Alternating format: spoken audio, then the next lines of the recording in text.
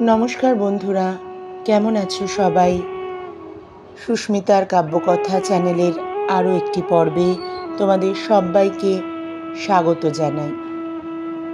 তার আগে জানাই দোলের রঙিন শুভেচ্ছা।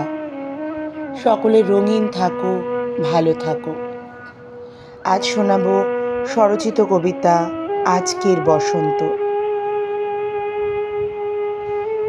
বসন্ত আজ পলাশ খোঁজে মরীচিকাদেরই মাঝে, কোকিলের ডাক আজও কানে কেন কর্কশ সুরে বাজে। শিমুল অশোক দেয় না তো ডাক, তোলে না তো কোনো সুর, বসন্ত আজ চলে যায় দেখি দূর হতে বহু দূর। মনের মাঝেও বসন্ত নেই, দোলের আবিরও ফিকে, ঋতুগুলো আজ প্রকৃতিতে আছে কোনো রকমে যে টিকে।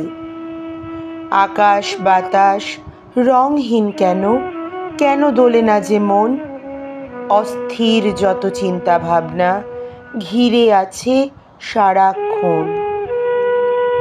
বুড়ির ঘরেও নেই যে আগুন, ধিকি ধিকি জলে আঁচ, চারিদিকে যেন ছড়ানো ছিটানো রয়েছে ভগ্ন কাঁচ। রংহীন আজ কেন এ সমাজ, কেউ ভালো নেই যেন, মনের মধ্যে অবিরত শুধু প্রশ্ন চলে যে কেন। তবুও কেবল ছুটে চলা শুধু নিরুদ্দেশের পথে, রোজ নামচার ভগ্নাবশেষে হেঁটে চলা কোনো মতে। অদ্ভুত এক রোগ বাসা বেঁধে রয়েছে মনের কোণে, থাবা বসিয়েছে কখন যেন সে সবার অবচেতনে। এ রোগের প্রতিষেধক খুঁজতে হবে যে কোনোভাবে, না হলে অসুখ দ্রুত গতিতেই চারিদিকেতে ছড়াবে। সত্যি এক অস্থির অবস্থার মধ্যে আমরা আছি সকলেই।